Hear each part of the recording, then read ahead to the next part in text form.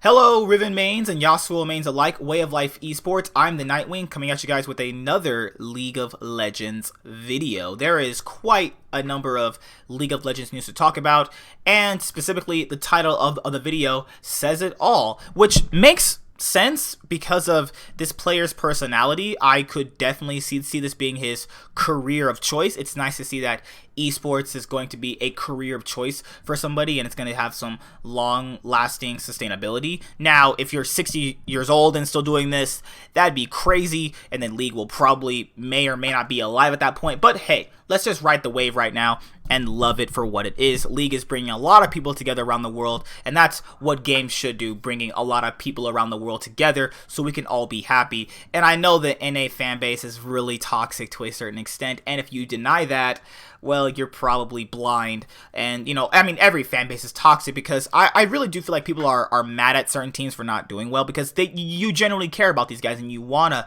see them succeed, and I feel the same way. So let's go with the first piece of news. It's really quick. Personally, CLG welcomes Rush to the stream team. Now, there is a bit I want to actually say about this because Rush said he was going back to Korea and because of what happened on Misfits. With that being said, I don't know right now if he will be streaming from Korea and just using the CLG, obviously, you know, the branding and the logos on his stream, and, you know, as they're promoting the CLG brand with that type of, you know, name on his Twitch stream, or if he's just going to be streaming from North America. We don't know yet, but Rush is joining CLG as a streamer. Now, I don't know if he'll ever come and join the main roster. That would probably be a big shock because Wiggly is performing pretty well. Wiggly is signed on for X amount of years, X amount of splits to come. We also have Moon on the Academy team as well. So that is going to be interesting to see where that's going to go. It's going to be really thoroughly surprising if he doesn't make it to the main team. I think that he's better off as a streamer. I really did feel like he was very overhyped by people coming into this year in general. And hey, I was right about that. Hey, I like being right because people overhype players based off past, and they don't look at their recent performances to truly justify why he would have been that good. I know he didn't get along with a lot of people in Echo Fox, and I think that's, you know, how that was supposed to go. I didn't really feel like he was going to have a good fit there. I didn't feel like they were going to ever win a lot of games anyway, and they didn't. So I'm glad he gets to join CLG as a streamer, and I feel like that it's a good thing to actually have him there. Could he have some potential in joining the main roster at some point? It's, you know, you never say never to those type of things. Generic Green Wings make history as the first LCK team to end a split 0-18. So they joined the likes of Origin, spring 2017, Ninjas in Pajamas. Yeah, I remember that team. Really terrible. You also joined the likes of Team Coast, Winter Fox. You joined the likes of Echo Fox from, you know, summer 20. It was when Echo Fox first came into the league. Spring 27. Yeah, they were really bad. Oh my god, in best of threes, holy crap, they sucked. Then you have other bad, like I remember Snebu Sonic Boom. You guys remember those guys? I remember Snebu Sonic Boom. Oh my goodness. There was so many bad League of Legends teams. A lot of them came from North America, as you might expect. Team 8 was really bad. Oh my goodness. But Jin Air, complete the dream of going 0-18. Do I feel like they're as bad as their record shows? In Korea, yes. I do feel like they would be a good team in other regions, like the CIS, the Japan League, you have the TCL. They would probably really destroy the TCL. I'm not gonna lie. They would probably do very well there. Generic Green Wings have made LCK history, but not in a good way. After failing to Griffin 2-0 earlier today, Genera are now the first LCK team to have a winless regular season, ending the 2019 summer split with a 0-18 match record. Prior to today, the record for the least amount of match wins in an LCK season was 1-17, which was accomplished by Kongdu Monster, Snebu Sonic Boom, and you guessed it, Jin Air. Nobody needs to remember Kongdu Monster. Kongdu Monster needs to be remembered as maybe the worst LCK team I've ever seen. Watching them play, I wanted to gouge my eyes out. Kongdu Monster sucked. Jin Air were unable to secure a single match victory this summer, finding only 4 total game wins. Combining their spring and summer performances, Jin Air's total 2019 LCK regular season game record was 7-71. With their LCK season over, Jin Air will need to prepare for their second consecutive promotion tournament, where they'll have to fight to keep their spot in the LCK. But even if they make it through the looming promotion tournament, it seems necessary that Jin Air make drastic roster changes prior to the 2020 season. Before the start of the 2019 season, Jin Air lost many of their notable assets, including AD carry Teddy, Coach Coach Fly, one of the original 8 teams that participated in the inaugural LCK split in 2015.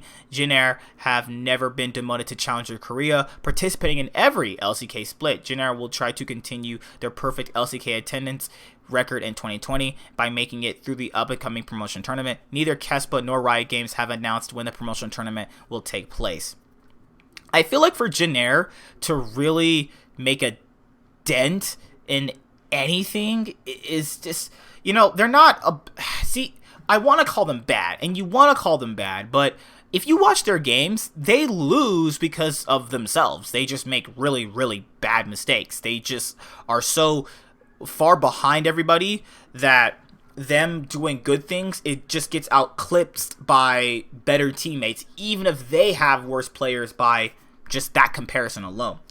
I do feel like this is a representation of Korea not being franchised. I feel like Jin Air as an organization would be a lot better if they simply if Korea itself was franchised, because Korea is not franchised, and it always boggles my mind why. Because with all this looming stuff coming in, you can't have EU, NA, and China, say what you want about them, their leagues are stable. You can bring in other talent because you have a stable amount of rosters. People can get players more efficiently because of the stability of the league. I feel like Jin Air are never going to be good in the LCK unless the type of, I lost the word right now, of the franchise system comes into the LCK. Because how can teams like them and teams like Hanwha, really, really get a footing if they can't, invest properly, because they might get relegated? That is, you don't want to waste too much money, but you also don't want to suck either. And in their aspect, I think that it's better if Korea's franchised. I've always thought Korea should be franchised. Yeah, you're going to have some people not make it. Korea's rarely ever had the same amount of teams come in as they've ever had the year to start with anyway, so I don't think it would be that big a difference. Now, with that being said, you're also going to ask yourself, buy-in price for franchising, and you're also going to ask yourself, if they would even be accepted. It's better to have that than have what they have now, is what I'm saying. And KT would probably be accepted in, even though KT kind of sucks right now. But that's a lot of a more bigger discussion for another video. Me and Hedgie are going to be doing a podcast episode talking about the LCK. So that's when I kind of get to, get through all my LCK points at that type of video. The League It To Me podcast, which is surprisingly very, very well. Okay. All right. Let's go with the other piece of news. FakeGod wins LCS Rookie of the Split. Kane finds first Coach of the Split Awards. Riot will announce MVP award next week at the LCS Finals. Woo! My boy Sven Skaren is gonna get it. FakeGod is the Rookie of the Split. What have we come to in the NALCS where FakeGod gets to be the Rookie of the Split? I know some people are gonna be like, well, Nightwing, what about Kumo?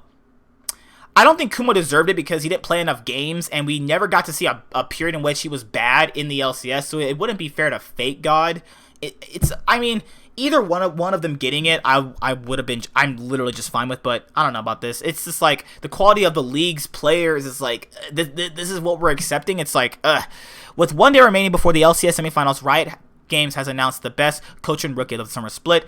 Coming to as little surprise to those who watched the regular season, this summer's Rookie of the Split award went to 100 Thieves top laner FakeGod, who received a 116 voting points, unlike the other rookies who debuted this summer. FakeGod was the only one to start for the majority of the split. Following his and mid laner Ryu promotion to the LCS rosters, 100 Thieves saw a noticeable rise with the team a couple of wins away from making playoffs. Cloud9's substitute top laner Kumo came in second for the rookie voting, amassing 91 points, although he only played in the LCS for 2 weeks while Licorice was recovering from his wrist injuries. Kumo's performance in that time was impressive, beating Team Liquid in his first match of summer. Winning Summer's Coach of the Split award is none other than Team Liquid's head coach Kane, and Kane has actually never got a Coach of the Split award despite Liquid finishing first in almost every single split beside the first one. Yeah, Liquid has never finished first with him. But in spring 2018, they didn't finish first. They finished fourth, and then after that, Liquid just started finishing first. So for 3 splits in a row, this guy's never gotten a Coach of the Split award. Interesting, because I really thought Weldon should have got it. Because Weldon did a great job with CLG this split, and I don't know why Weldon didn't get it. Leading Liquid to yet another first-place finish in their regular season, Kane received 94 points. Coming in second was Cloud9's Reaper. Wow, Reaper almost won again. And CLG's Weldon. Weldon should have got it, but, you know, there is some kind of bias that goes in the LCS and when it comes to these votings. And then you get Riot will announce the MVP during finals week, where my boy Svenskeren will win MVP. Hopefully. But yeah, FakeGod, Rookie of the Split, and Kane, Coach of the Split. And yeah, one more piece of article to go through, and then I'll let you guys go. Echo Fox terminates league players' contracts. So the best AD carry in the world, Apollo, doesn't have a team. So if you guys want to contact this amazing, great player, he's taken down Uzi, he's taken down Faker, he's won the 2020 and 2021 League of Legends World Championships. So definitely give this guy a contract. Oh yeah, don't forget my boy Mike Young. Mike Young definitely is one of the best junglers in the NALCS history. Don't forget that. Echo Fox's departure from the league seems nearly complete. Basically, we know their contracts were going to get terminated. There's not much really to read here. It would literally just be reiterating points we already know. And then the partner they chose to take their spot, the deal fell through. Riot will now take the next month to evaluate applicants for Echo Fox's former slot. Basically, the contracts are over. The players on Echo Fox are free. You get Apollo and Hakuho to another team. It always seems to be a thing with Apollo and Hakuho to be on a different team every split. They might not get a split this next time coming around. But if Mike Young gets a team, I will probably go outside and get hit by a train. See you guys later. Way of Life Esports. I'm the Nightwing signing out. See you guys later. Bye. Have a good day.